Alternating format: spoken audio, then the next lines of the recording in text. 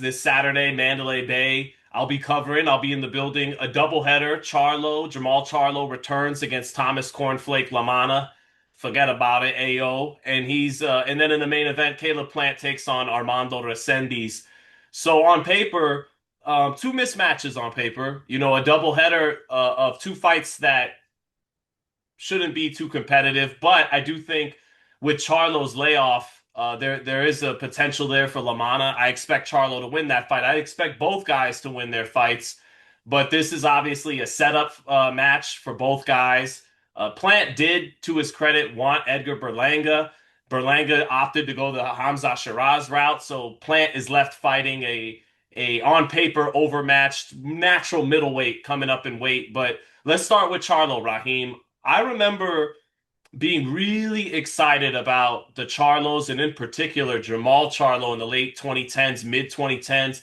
I had such high hopes for Jermall Charlo. I remember talking to you about them and telling you how much I liked their energy and what they were bringing to boxing. You know, it's not that they were the nicest guys in the world, that's for sure, but I liked it. They talked it, they walked it, and they were delivering knockouts. And and you told me, I'll never forget this. You said, Sean, that energy though it can burn you out over the long run. And he said, "Yeah, I'm with you. They're fun to watch right now and everything, but you explained to me if they can't grow a little bit, it's not like you were slamming them, but you were just saying if they can't grow out of that a little bit and mature, it'll burn them up."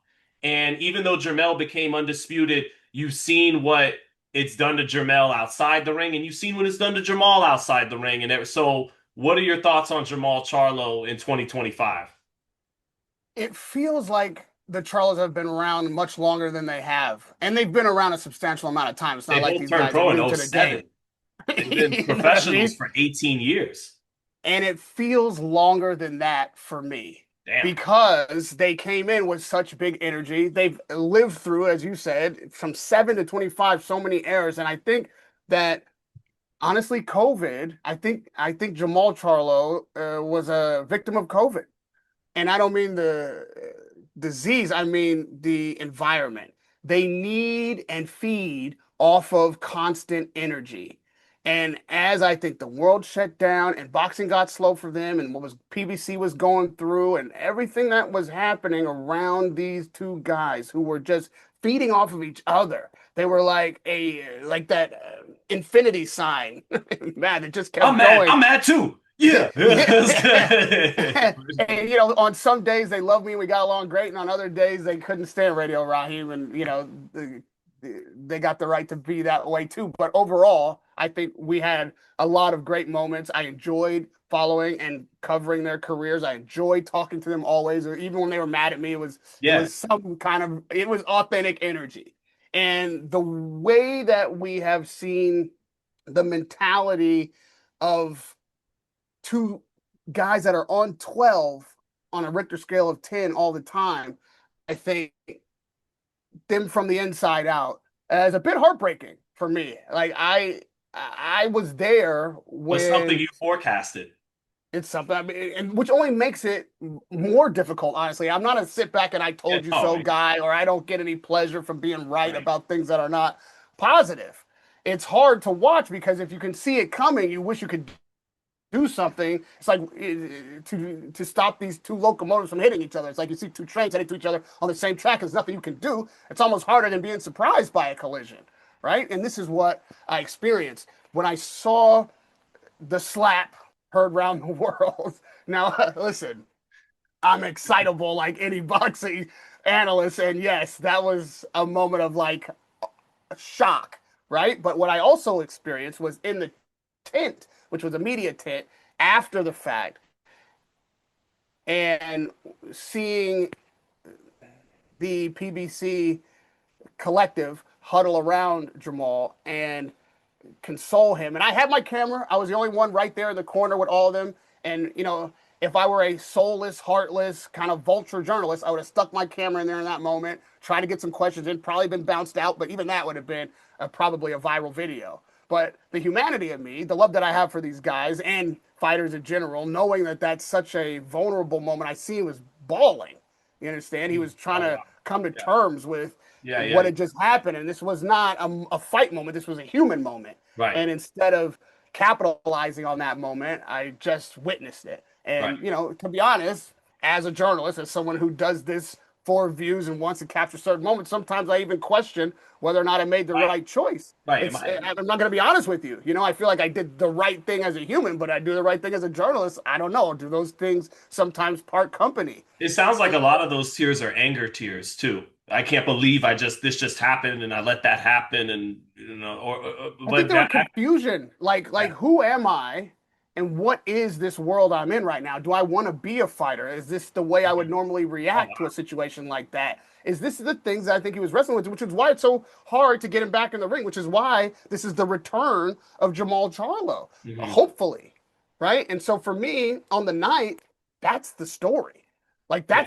that's what I'm looking for. Yeah. Not Yeah. just does he win, but how does he win? How does he even walk into the ring? What's their locker room energy like after he wins or loses? What's that energy like? What's he saying? Is it coherent? Is it lucid? Who's around him? Is his brother gonna be there? And what's that energy gonna be? Like, is this somebody who should be fighting whether or not he has the ability? Hmm. More interesting to me than what his ability brings on the night is whether he should even be in there. And if he's still fighting those demons and fighting to his humanity and understanding what it is to just live in the world, then maybe that's a big enough opponent for him right now. I don't, I won't miss Jermall Charlo as a boxer so greatly that I won't let him be a human and figure out his human experience first. I couldn't agree more. I couldn't agree more. That's why when I went to their presser a couple weeks ago in LA, you know, normally we got to pay this gas money to drive back to Las Vegas, and I got two kids, so sometimes lines of questions reflect that. What do you think of Canelo Crawford? So and so said this about so and so. What do you think? And all that. But when I saw Jamal there, I didn't do any of that because to your point, I go, you know what? Forget boxing for a minute. Clearly, the story with this man is using the sport to reclaim himself, to get himself back on track in life as a human being. And as someone who had such high hopes for him and his talent, the pack is, he was 6'1", huge middleweight, 154 pounder, athletic, strong, punched hard, jab, had that beautiful catch and shoot, counter uppercut on J Rock. So I was enamored with his talent, Raheem. He was one of my favorites. I was like, this guy could beat Canelo or Golovkin one day. He's bigger Yeah. than them, has all the tools in the box, basically. Um, but when I saw him, I'm like, oh, fuck all that shit. Like that ship has probably sailed. You never know. Maybe not, but it probably has sailed. Who cares? I just see a man, a human that I had an affinity for once upon a time. How are you doing? Are you all right, brother? Are you getting that? Is how's life? That I'm so with you on that. I just want to see the guy. I do think, and I mean this as a compliment to what his talent was. He's one of the biggest what ifs of this entire era of Mhm. boxing. When he fought Jose Benavidez Jr. on an undercard on David's Benavidez' card with Bubu Andrade, I remember sitting back midway through that fight and thinking to myself, and it was a decent scrap unto itself. I go, this is kind of a shame because these two, both of them, Jose Benavidez and Jermall Charlo, could have been superstars, could have been two of the faces of boxing from their temperament and marketability to the talent they had in their 20s. So yeah, I'm totally with you. The story of the night is practically him and just what we get out of him. Even if he loses, he's the story of the night. What could have been ultimately. Mhm. So to give a little shine to his opponent, Raheem, Thomas Lamanna is your tough Italian kid from Jersey. All right, so you just can't count him out. But I think He's a Charlo does. spoiler, though. He's a spoiler, though. Even if he Yeah. wins, right? It's just like the greatest night of his life. It's Yes. not that he's all of a sudden in the conversation for real. So, No. no No. disrespect to him. Hey, everybody wants that moment. We talked last week about a guy who had his moment stolen from him. So, I know how important it is to get the win if you deserved it and earned it. And this would be a massive win for him. However, it would also come with an asterisk. It would be because Charlo just isn't ready. He's not a fighter anymore in that sense, and he needs to get his life together. And I hope that he is still a fighter and that he has got his life together and that this is the triumphant return and that maybe we start talking about, wow, I couldn't believe how good he looked. Let's see what happens next. And we have the Plant Charlo matchup and we start running the tape of the slap and all the shit talking. And I love Caleb Plant and how he carries himself, the way he is a family man, but also his real, genuine street energy. I like this guy a lot. I Last think time I checked, last time I checked, Raheem, sorry to interrupt you, not to interrupt, but last time I checked, I slapped him. He didn't slap me. So you might want to talk to Jermall Charlo about why he let me slap him and not why I had to slap him. And So that slap woke us all up too. It was one of those days where it's like we needed something to happen, and boy, that was a big one. It was a bonanza, and it's that's the kind of guy Caleb Plant is. He's not gonna let nothing slide, and so that is a matchup I would really love to see if Charlo is back and ready, and I know Caleb is ready. So that I think for me would be one of the biggest, best fights PBC's put on in a long time with those two qualifiers, right? Uh, what if Caleb just tells Jamal one day, like, hey bro, can I talk to you about the slap for a minute? I never told you this, but yeah, I was upset that you were in my face and put your finger in. But really, I had to slap somebody after I missed the slap against Canelo. Like that was half of why I had to do that. I hope you can understand.